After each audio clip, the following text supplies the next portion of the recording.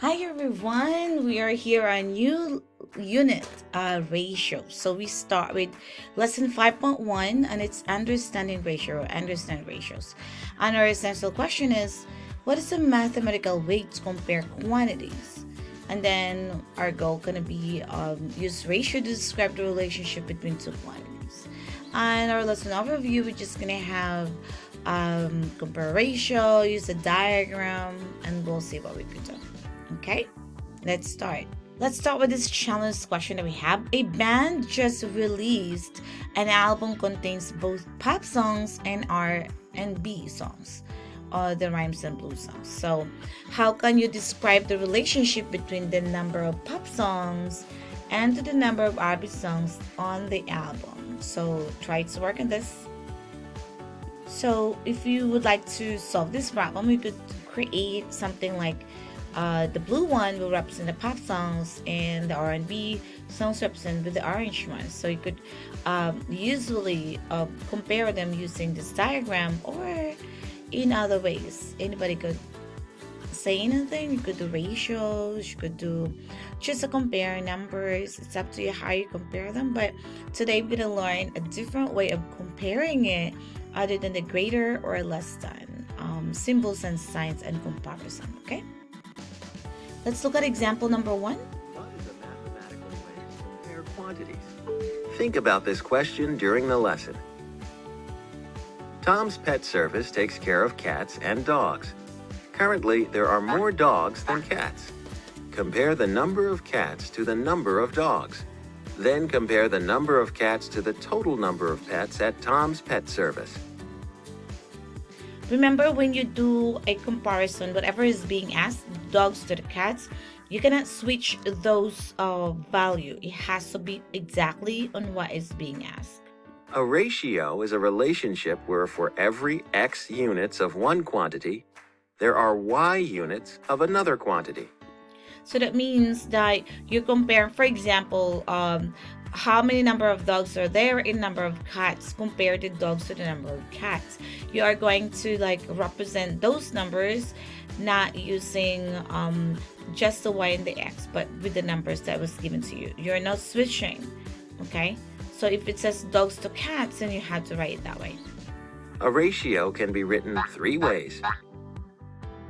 The quantities X and Y in a ratio are called terms. Use a ratio to compare the number of cats to the number of dogs. What is another way to write this ratio? Select your answer. You can also write 14 over 17. So I'll stop for a second. So the 3 ways of writing ratio is we use the word to or TL, or use the colon sign, or it could be written as a fraction. So we could already assume that, or could also say that ratio is a fraction. It's a relationship of two quantities from numerator and denominator, and this is 3 ways of writing it down. This ratio compares one part to another part.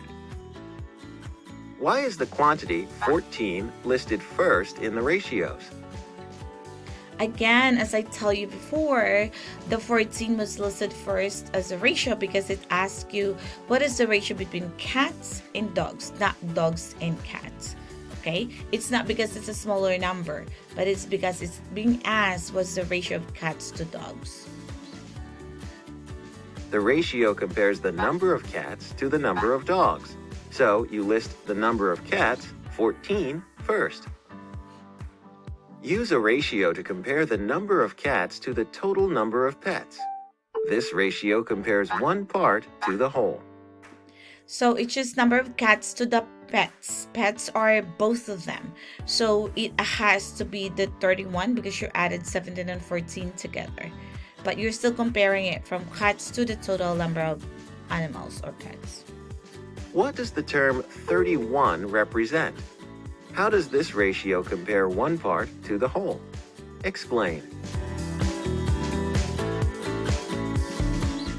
The term 31 represents the total number of pets. This ratio compares one part to the whole because the number of cats is a part of the total number of pets. which is the whole. All right, so you have any question for this one? No?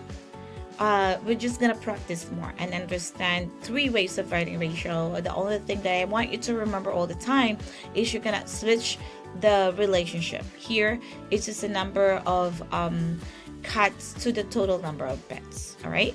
Right, on your own, I want you to work on this question. What are the 3 ways to write the ratio of the number of dogs this time to the total number of pets? I'll give you a minute. All right, let's look at the next example that we have about the how we're going to be using a diagram to solve this problem. Example number 2. Let's move on. How can a diagram help you solve a ratio problem? Think about this question during the lesson. The ratio of footballs to soccer balls at a sporting goods store is 5 to 3. If the store has 100 footballs in stock, how many soccer balls does it have? What 2 quantities are being compared in this problem? How would you describe the ratio of footballs to soccer balls in words? So you could always say 1, 2, 3, 4, 5. So every 5 football, there will be 3 soccer balls. So if we are going to identify how any number that compares to it, you're just gonna go back to what's your original number. The quantities being compared are the number of footballs and the number of soccer balls. For every 5 footballs, there are 3 soccer balls. Draw a diagram. Show the ratio 5 to 3 by drawing 5 boxes for footballs and 3 boxes for soccer balls. In a bar diagram, every box represents the same number. How do you So in this case, you have 5 for 3. So if you're gonna create this as a fraction, it's easier for us to understand that's the relationship between the footballs to the soccer balls. So whatever number of footballs we have, we will know how many number of soccer balls we have. You know the number of boxes to draw. What do you observe about the size of the boxes and what they represent? You draw the number of boxes that represents each term in the ratio. The boxes are the same size. Each box represents the same number. Use the same diagram to represent 100 footballs. What number should you write in each red box? 100 divided by 5 equals 20. Write 20 in each red box. Now use the diagram to find the number of soccer balls for every 100 footballs. Since we know that each of the boxes is 20, and we remember in the beginning that it says each box is the same, so this definitely gonna be the same number of in the boxes over there. So if your guess is 60, then you're correct. So let's check. Write 20 in each green box. Multiply 3 by 20. The sporting goods store has 60 soccer balls in stock. There you go. So you could use this diagram to solve the problem. So let's move on to our example number 3 if we have. All right, let's try this. Chen can ride a on his bike 3 miles in 15 minutes. At this rate, how long will it take Chen to ride his bike 18 miles? Right? So I'll give you a minute to solve this problem. And let's see. So we could use a double number line to solve this problem. So use a double number line. So for miles and minutes. For miles, we break it down into 3, in the interval of 3. And here we do it 15, 20, 30 because it's 3 to 15. So we'll do 3 and 15. And then the question is, how can it be in 18? So we go all the way to 18 here. So count by 3s if you want. So she can ride 18 miles in 90 minutes. So at 18 miles, she's in 90 minutes. Go back a little bit. So it's at 9, she got 45. So you could just double that also if you want. Alright, so let's try if you could do this. Chen's friend Alyssa can ride her bike 2 miles in 7 minutes.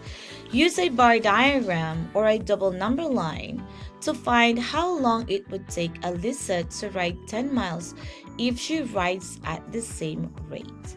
Good luck. Alright, so at this time, I want you to work on do you understand page or do you know how page? At page 260, so at least we could work on the problem, and I'll go around and check. If you need help, just raise your hand, but this is an easy lesson. Okay, good luck, guys. Alright, everyone, I want you to do your self-check, lesson self-assessment. How do you understand what we learned this lesson? What is your mathematical goal? And do you have your languages goal? Did we get what we had?